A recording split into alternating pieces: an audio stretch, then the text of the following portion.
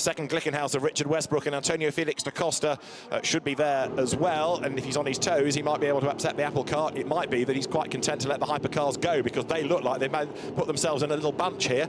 As you look back then from Sebastian Buemi's car, yes, you've got the 5 hypercars absolutely on their own. They have pulled well clear of the LMP2 division as they come now out of the Ford chicane, then up towards the line to officially get this 89th Le Mans 24 hours underway. Then the cars up towards the line, they will be given the signal to go racing now, and it is blast off, and a good getaway by Mike Conway, but is it good enough to repel Sebastian Buemi, who's on the inside line? Then a good start also by Olivier Pla, who tries to get up the inside and go 3 wide towards the first corner. It doesn't work. Gets in the spray, and round the outside tries to go Nicolas Lapierre, so it's going to be Mike Conway that leads. Lapierre does go second, and Drama straight away into the side of Toyota number 8 goes the Glickenhaus. Drama at the first corner. My goodness, that was just a little bit of difficult braking conditions. Cold brakes, tyres. The Glickenhaus slid into the Toyota, took one of the Toyotas out, and there was nothing he could do about it. He's now got to sit and wait and hope that it wasn't damaged in gearbox. It hit the it hit the rear of the car on the rear tyre, as now we're with Lapierre as he comes down. Another spinner as well. The 72 Porsche is spun, and there's a LMP2 in there. 48 is the EDEC Sport car. That's the GTE Pro pole-sitting car.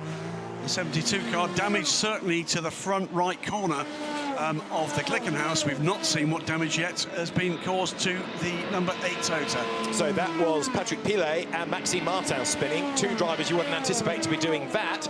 So Mike Conway has got away with it. The incident at Marshall's Post 3 is under investigation. So it's Mike Conway leading from Nicolas Lapierre as they come then down through the chicane. And of course that's broken up the pack. Somebody else going deep there up the escape road. That's the other Glickenhaus. So both the Glickenhauses have went off. There's a lot of damage to the one that hit the Toyota, and that's a nose damage, light damage, so it'll have to come in and repair that without question.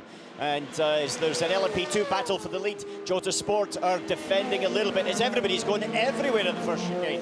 No one has got any feel for where the grip is at all. 49 car went to the inside, so indeed did the WRT car. The 54 car, they stopped. The 8 has stopped.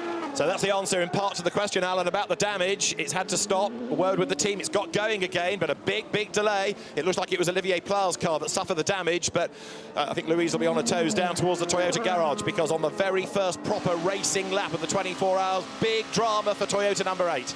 Big drama there. I think he's had to stop for something and then reset and going again. He'll just be thinking now, try and get the car back to the pits. Toyota themselves aren't preparing too many bits and pieces on the car, so it's not mass panic, but definitely, as you can see, he's now coming out the second chicane and seems to be going at full speed as well. Yeah, it seems okay, Graham, doesn't it? He's in 61st position. Trouble for 33 car now as they try to find where the grip is and isn't. And that's the EDEC Sport car was sliding wide again into the gravel on the turn in. There it is, in the gravel. So the EDEC Sport car in trouble there. Another P2 car, looks like a Jota car in trouble at Mulsanne corner, getting away but slowly. All of the GT Pros struggling for grip out of Mulsanne corner. I think everybody's struggling for grip out of every corner, to be honest with you. It looks really treacherous out there for grip, for tire temperature, for everything as EDEC is off. And that's at the second chicane. That'll be a slow zone, I would assume, into that area while they try to crane that car out. But at the lead, Mike Conway's got the best view possible because he's got a clear track ahead of him. He also doesn't now have Nicolas Lapierre breathing down his neck quite as much. So he can be a little bit more careful as he comes into Porsche for the first time and then down through to Ford. Multiple second place finisher here at Le Mans 24 Hours, Mike Conway. Is this the best chance he's got of a win? This has got mayhem written all over it as well, hasn't it? As you look at the GTE battle, Patrick Pilet is the one in 48 that's off the road. It was Felipe Fraga spinning in 33. And Alan, what are we hearing about Toyota number 8? And Louise has sprinted down to Toyota, and it was a reset of the systems for the 8. That is the reason he pulled to the side of the circuit, did a reset, and is now back on his way again. We've got multiple P2 cars dropping down the order. The 39 So 24 car is dropping down the order. It looks like it's a big problem too for the 74 going to the back of the pack, and the 32 United Autosports at the back, and that's 8 again. That's 8 again. 8 again, and the 74. They come together. That's down at our Nash corner, so it looks like a bit of confusion, I would have said, more than actually coming together. But his day has gone from bad to worse for Sebastian Buemi. The big challenge now is to stay on the lead lap. Whatever they have to do in the pits, he's got to stay on the lead lap somehow. And there's a number, and that number's not quite a known. It's somewhere between 15 and 20 minutes. Beyond that, if it stays green and a P2 car stays green and without problems, they can't catch them. Yeah. Well, that's 7:09 that's off the road, so that's Richard Westbrook. The one that did the hitting was Olivier Pla, wasn't it, on the first lap to pick up the damage? He's gone through. He's not pitted. Yeah. He's not pitted that car. You're right. Now, Alan, talk us through this. Yeah, here we have the two Glickenhauses. One's attacking, which is Olivier Pla on the inside as we're looking at the LMP2 cars. But now as you come into here, there's just basically, there's not very much grip at all. And as you can see, he's just slid into the side of the Toyota and whacked the left-hand rear wheel of the Toyota. Here we see it again. And just the closing speed, the fronts are locked up, he's got no chance. Well, neither have got any chance once he had hit the brakes. It'll be interesting to stay with this and see what happened behind with Martin and with Pilet, because that's the first incident.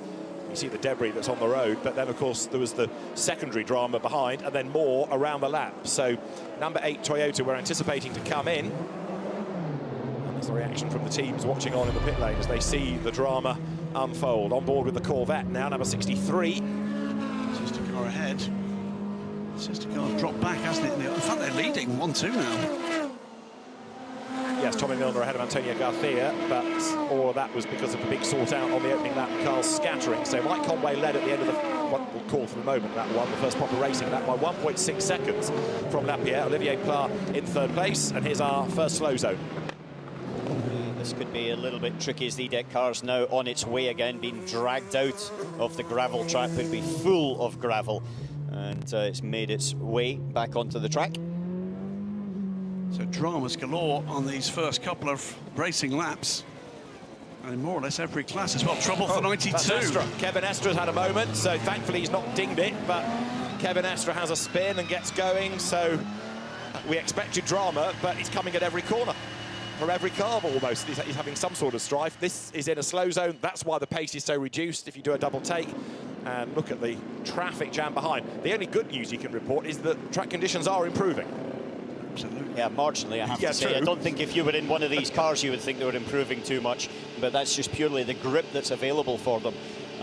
This is going to be the end of the slow zone, so the Toyota will come out of here and he'll be able to accelerate. You see the green light on the right-hand side, and that's to say the track is green from this moment on. Now he can accelerate. And the speeds on the left-hand side on the graphic just going up, full throttle, up through the gears and then towards Mulsanne. Behind him, you can see the gap back, but you could also see that Lapierre is weaving around frantically to try to get some temperature back into the tyres, back into the system, so that he can start again. A huge gap to the third place car now. Something like, what's that, 12, 13 seconds. Dramas in every class, we said. Hypercar, well, we saw at the very start of the race. LMP2, multiple cars in trouble. GTE Pro, there is the damage to the Glickenhaus. That car did not pit. GTE Pro, the 72 and the 92, both off the road. Yeah, and we also need to see a replay, if we can, of that drama for the number 8 Toyota down at Arnage and to what caused it to go off the road a second time. But that is 708, carrying on with the damage, but that's not looking good, really. No, I would think they'll want to try to continue as long as possible so they can, if their hope, get to the pit stop and so not necessitate another stop. However, I would suggest that they'll probably get dragged in before that. Yeah, the scrutineers will want a look, won't they, to make sure it's safe. So well, you've got to have lights. Yeah. You've got to have lights on, and one of their lights is... And that's the Alpine that's gone around as well. So Nicolas Lapierre from second place now loses it coming out of Indianapolis, and the traffic comes flooding past, and there's another leading car losing time. Backs out. He had to get across the road somehow, but now he's in an even more dangerous place, waiting for a gap in the LMP2 fleet that comes storming past him. Crikey me, that's just showed you Lapierre as he's struggling to see where to be able to do it. As we're going to get a replay, the Toyota comes through, Indy on the left, Lapierre just gets onto the throttle, no rear tyre grip, spins around. It's a harmless spin on its own, but the traffic that's going to come through is going to be the thing that'll drop him right back there, and it's a case of now heart in the mouth for the team back at base, because they can't do anything about it. So let's see how far that is going to drop him down. This is the second racing lap. It is lap 4 of the race. And the only car that's not really had too many dramas thus far is number 7 Toyota of Mike Conway. Now, what has all this done, Alan? So Lapierre's dropped down to 18th at this moment in time, so he's got going again as Conway crosses the line. This is to start the fifth lap. Look at the as gap. Conway's got a huge gap, 18 seconds back to Olivier Pla. And there's a couple more cars off down at Arnache. Yeah, Dennis Anderson again is one of them, and That looks like the Graf car, the So 24 car. okay, probably easy just to tell you who's not going off the road now, isn't it? So Mike Conway leads. The margin is 18 seconds. This is a replay of the start.